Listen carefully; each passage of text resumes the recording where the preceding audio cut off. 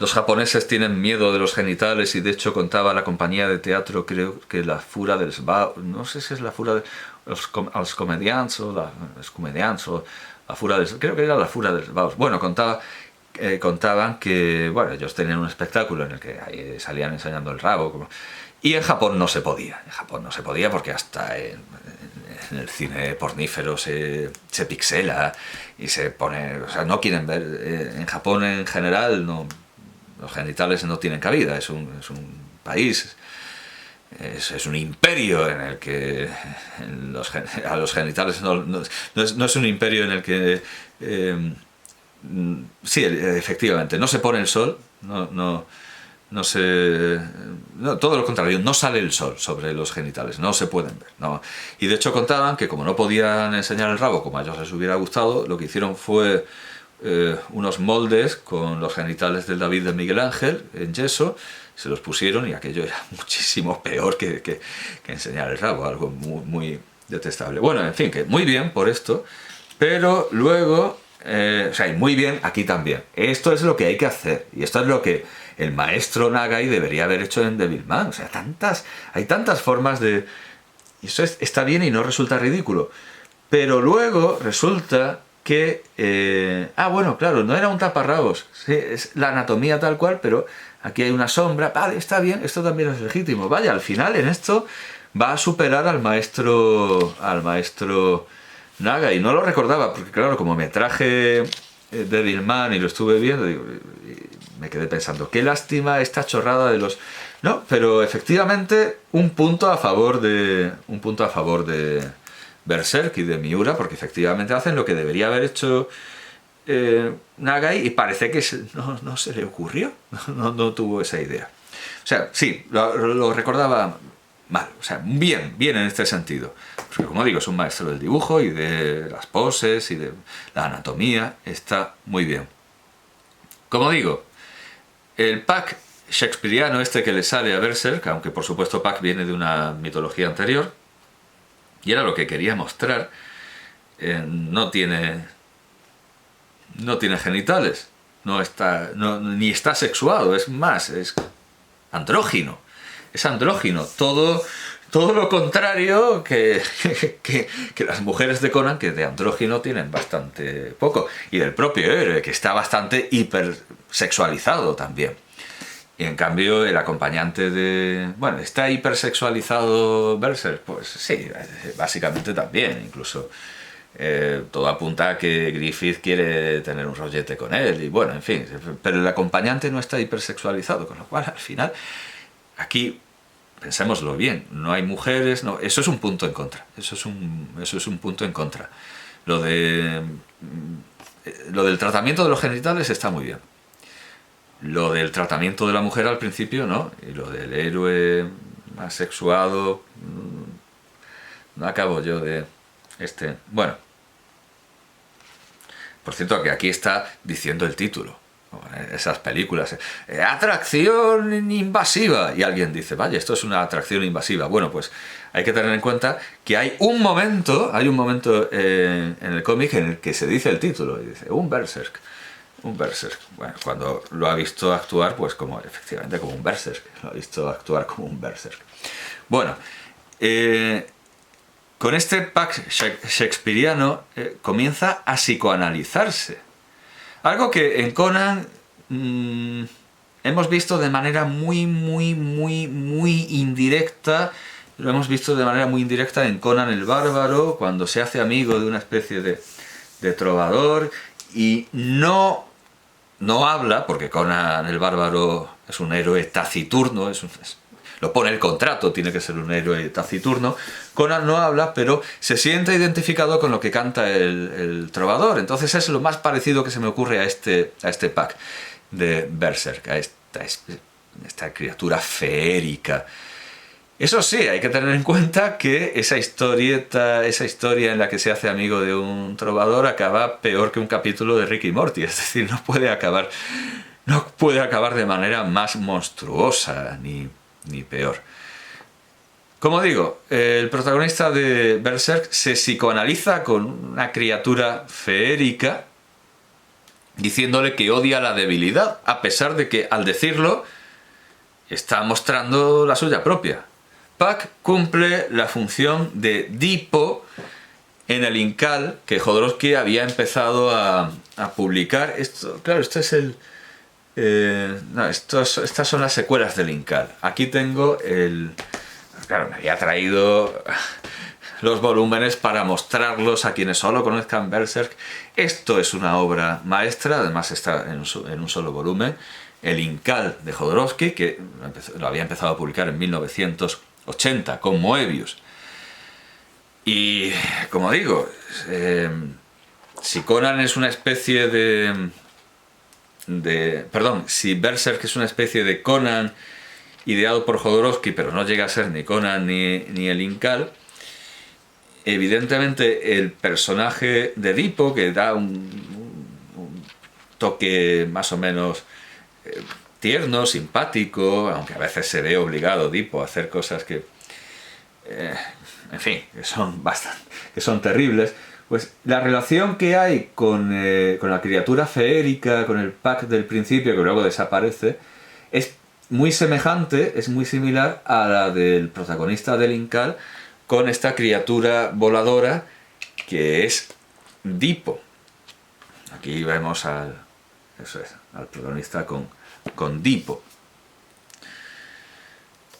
Berserk, como digo, podría ofrecernos la oportunidad de mostrarnos un hipotético Conan reinterpretado por Jodorowsky. Es más, Roy Thomas bromeaba sobre su repugnancia hacia los monstruos arácnidos, que en cambio Stan Lee insistía en meter en todas las películas, citando a Woody Allen, cuando presumía, un personaje de Woody Allen, diciendo: llevo matando arañas desde los 30 años.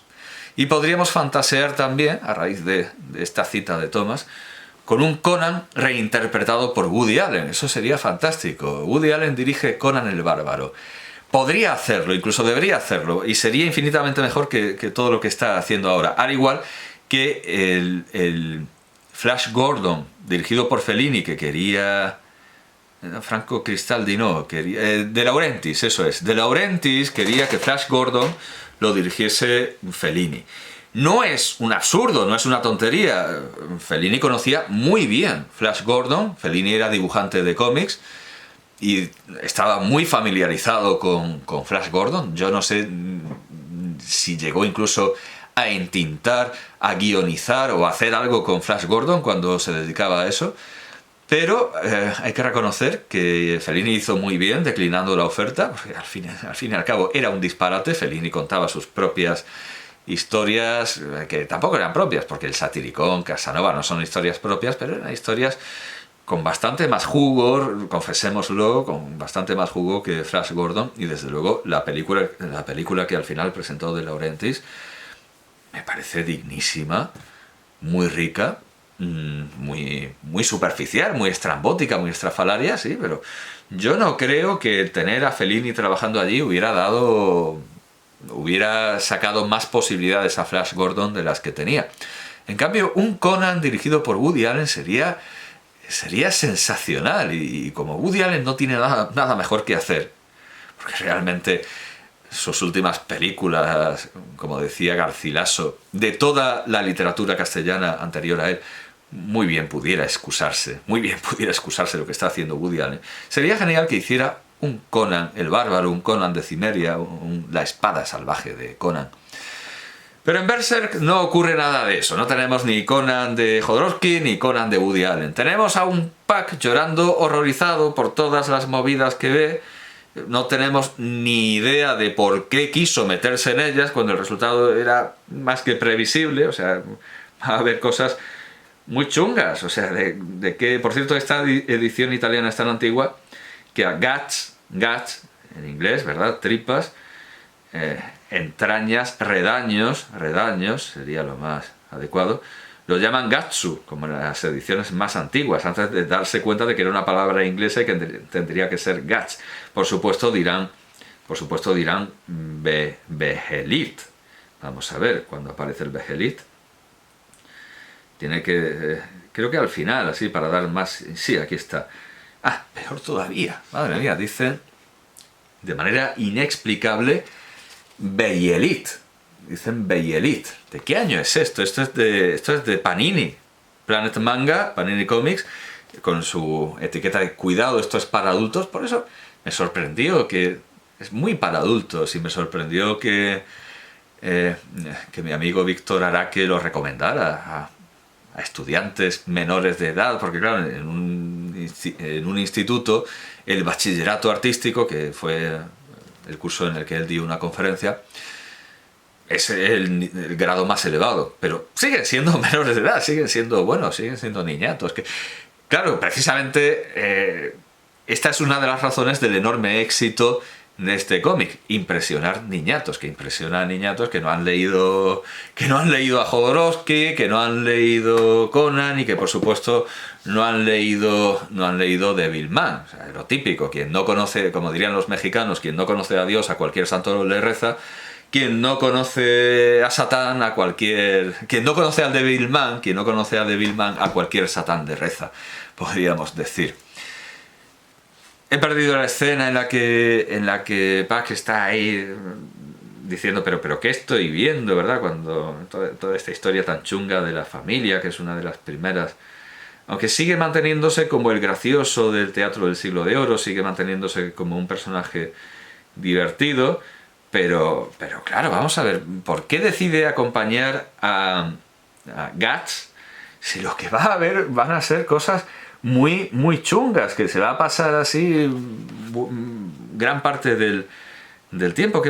¿Qué psicología tiene el enano volador, que por supuesto en mucho tiempo Miura no se va a meter en ella, porque mete al personaje en un cajón, y es casi más interesante la psicología de Puck que la de Guts, porque lo de Guts es que es más simple que el asa de un cubo. Odio la debilidad y por eso, pues ya está, ya me estás contando tu debilidad. Vaya ficción de fortaleza que se derrumba con el primer enano volador que se presenta. Puck es una buena idea, pero luego desaparece porque el siguiente arco narrativo intenta ponerse profundo y filosófico, no siguiendo un camino original, como iba a ser original, sino con una enésima imitación del Devilman de Go Nagai de 1972, que no dejaré de recomendar en esta edición de J-Pop, en esta edición italiana de la Dynamic y J-Pop. Todo Devilman en un solo volumen, e incluso más de la cuenta. Porque hay unas escenas aquí tenemos el momento Shizuka de Devilman, el momento Doraemon de Devilman. Hay unas escenas en color añadidas que desentonan un poco, son unas historias... algunas están bien, pero no todas son en color, pero entre las historias añadidas hay una en la que Adolf Hitler es el héroe, hay otras en las que de una manera demasiado ridícula el que luego sabemos que es Lucifer se le queda mirando el culo a Devilman de una manera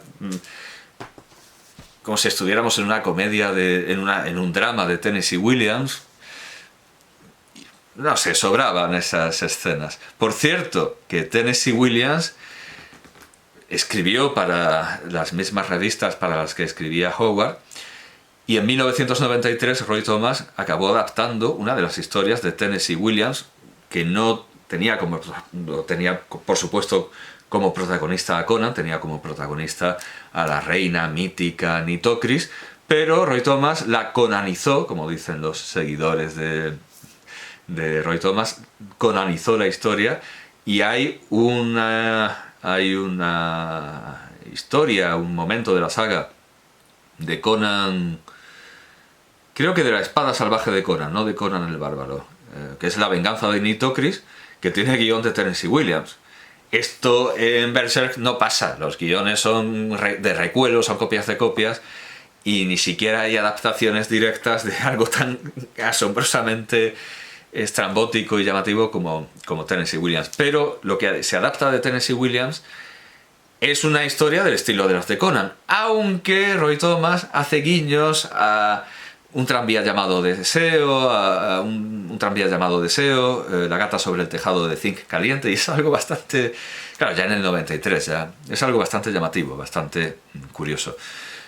Como digo, que a pesar de tener toda la planilla hecha para este arco narrativo, a base de la imitación de Devilman hasta el apocalipsis final, Miura imitó a Nagai en ir escribiendo y dibujando lo que fuera saliendo, que es lo que vemos reflejado, esto también es de la J-Pop, edición italiana, que es lo que vemos en Gekiman, que al principio no tenía muy claro cómo iba a salir la historia, y bueno, si tiene barba San Antonio y si no la Purísima Concepción. Ese era el planteamiento de Nagai, que le salió bien, pero no tiene sentido que Miura también haga lo mismo. Miura imitó a Nagai en ir escribiendo y dibujando lo que fuera saliendo, y a Nagai le salió bien porque tenía la Divina Comedia a mano, y a Doré, a Gustave Doré, iba preguntando a su hermano que entendía de esas cosas, ya que él se excusaba en que, siendo budista, pues no tenía mucha idea. Pero Miura ambientó la historia de Devilman en el mundo de Flesh and Blood. Sí, hay cierto que hay páginas en color que, bueno, aquí tenemos.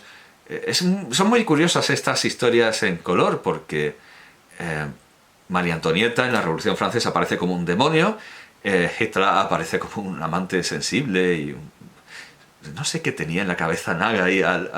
Ya digo, Devilman le salió bien, pues porque le salió bien de milagro. Pero otras, o sea, Violence Jack no están tan bien. Y desde luego, aunque el arco narrativo de la Edad Dorada y del Eclipse, todo eso siga Devilman, aquí hay más de Violence Jack que de Devilman. Como digo, Miura ambientó la historia de Devilman en el mundo de Flesh and Blood de Verhoeven, que es un completo disparate de película de 1985, en la que el guionista Gerhard Suteman acabó quemando su carrera. Pasaremos por alto los excesos propios del Titus Andronicus, bastaría con señalar la escena de la violación a golpe de tambor, y con Ruth Hauer, con un papelón. Quiero decir, con un papelón de vaya papeleta, vaya marrón, cuyo estilo Miura imita acríticamente. O sea, es una idea de bombero y Miura imita todas esas locuras, todos esos disparates. Y recordaremos también el absurdo tratamiento que da Verhoeven a la Iglesia Católica, y no puede justificarlo porque sea un protestante, que de hecho ha escrito un libro en el que dice que Jesucristo era una especie de Che Guevara. Porque al fin y al cabo la Iglesia Católica forma durante mucho tiempo parte de la historia de su país, que debería conocer. Que en Flesh and Blood aparezca un cardenal renacentista convertido en una especie de fraile Tuck de Robin Hood demuestra que Verhoeven no tiene ni idea de cómo funciona la Iglesia Católica, a pesar de que versionó también a Gerhard Reibbe, que es un católico, pero claro, es un católico muy extraño, porque es un católico al que le gusta que le hagan mamadas en un panteón, en un cementerio. Bueno, Miura no parece haber investigado mucho más para crear sus apóstoles, sus inquisidores y su papa, que resultan ridículos frente a una obra satírica como L'Armata Brancaleone de 1966 de Mario Monicelli. Eso sí, más que la propia película de Verhoeven, Miura se fija en el personaje de Rutger Hauer, en el actor Rutger Hauer, más bien, cuyos rasgos faciales copia para el personaje de Gambino, así como otros muchos aspectos de otro papel del mismo actor de Rutger Hauer, el que hace en The Salute of the Jagger de David Webb Peoples de 1989, de donde copia también algunas armaduras, al igual que The Phantom of the Paradise de Brian De Palma de 1974. De ahí sale el armadura del casco de Fenton, ¿no? El casco de Griffith.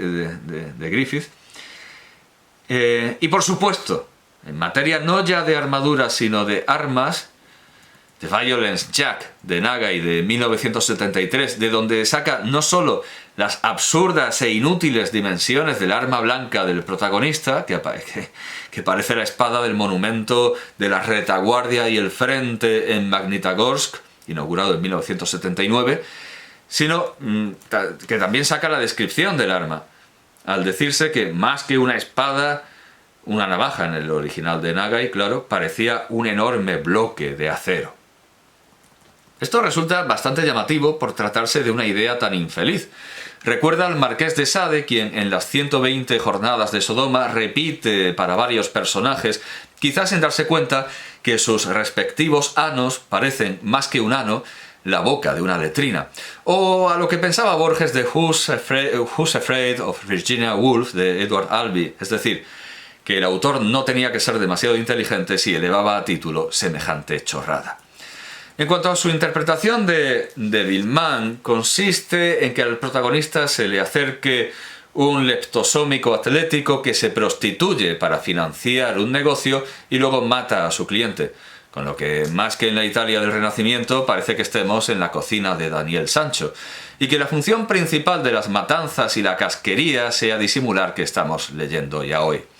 Aunque no tendría nada de malo, como diría Seinfeld. Lo que ocurre es que el momento apocalíptico final, en el que sí se introduce algo original, ya que el humano Griffith resulta ser peor que el mismísimo Lucifer en Devilman, queda completamente anulado por la aparición anticlimática de los personajes tal cual y en crudo de Hellraiser, de Cliff Barker de 1987, quedando claro que los apóstoles están modelados sobre los cenobitas. De ahí esa inversión de un concepto positivo, cenobita, apóstol, y el Beherit está modelado sobre la caja de Le Marchand.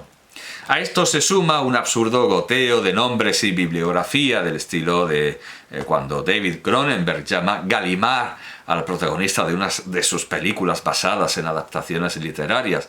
Tenemos, además de a Shakespeare, aunque ya digo que Shakespeare tomó a Puck del folclore, a Samuel Beckett, tenemos un Godot, a Philip Kindred Dick, Frank Herbert, Alfred Eaton Van Vogt, Roger Zelazny y, por supuesto, mucho Nietzsche y un número ingente de citas pictóricas y gráficas, como El árbol de los ahorcados de Jacques Callot.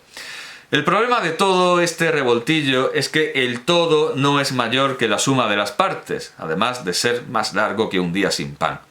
Es cierto que quien se acerque a Berserk encontrará muchas más cosas que en esas series de HBO, donde unos personajes languidecen en los mismos escenarios durante horas y horas sin que pase nada.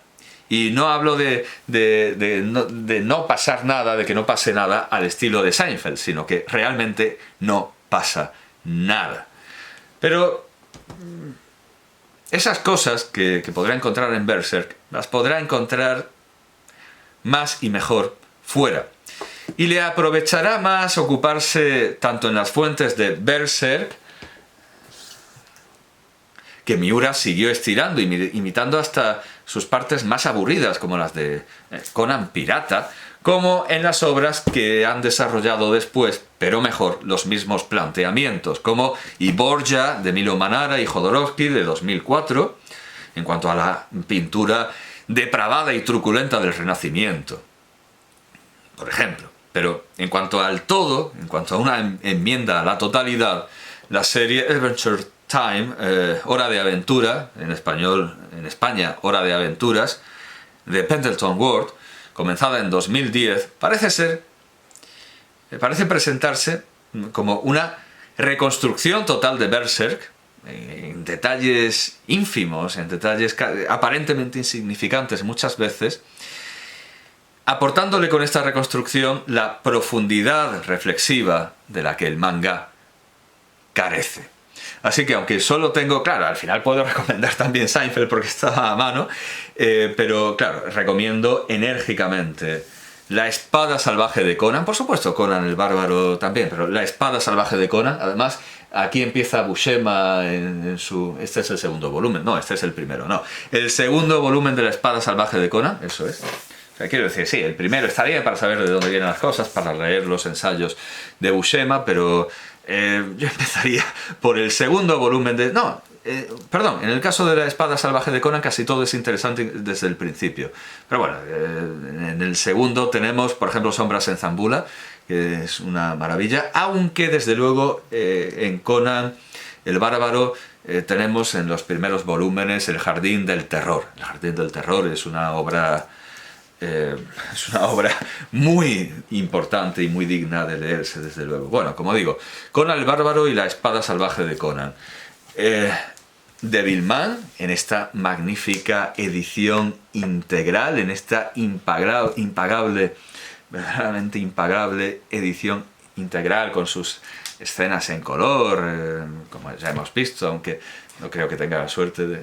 Bueno, sí, con sus escenas en color, superfluas, desde luego, muchas veces. Devilman, el origen, el Beherit del manga de terror, más allá del manga de youkais de Tezuka, y desde luego antes que él, de la serie Kitaro. Y desde luego pueden leerse los 3 volúmenes de la saga del Incal, pero es fundamental el primer volumen de la edición del 90 aniversario de Jodorowsky, con el Incal integral, el Incal original, el de Moebius, que desde luego es mucho más breve que Berserk, porque tiene algo que contar y no está divagando de manera perpetua. Y luego las continuaciones, pues bueno, el origen del Incal, antes del Incal, tiene sentido, es original, y luego evidentemente ya se quedan sin cosas que contar, y en la continuación lo que tenemos es un redibujo, como en Gekiman, es redibujar, recontar la historia, como en Gekiman, después de una tentativa de haber continuado aquello por el método Resines, todo era un sueño. No, hombre, por Dios, no. Al final es una dimensión paralela, y es lo mismo que hace Nagai con su clásico Devilman, redibujarlo, recrearlo, representarlo. Por lo tanto, yo recomendaría desde luego a los adolescentes Conan, a partir de ese volumen, el Incal, y desde luego esta joya escatológica popular, este verdadero monumento al terror religioso que es Devilman.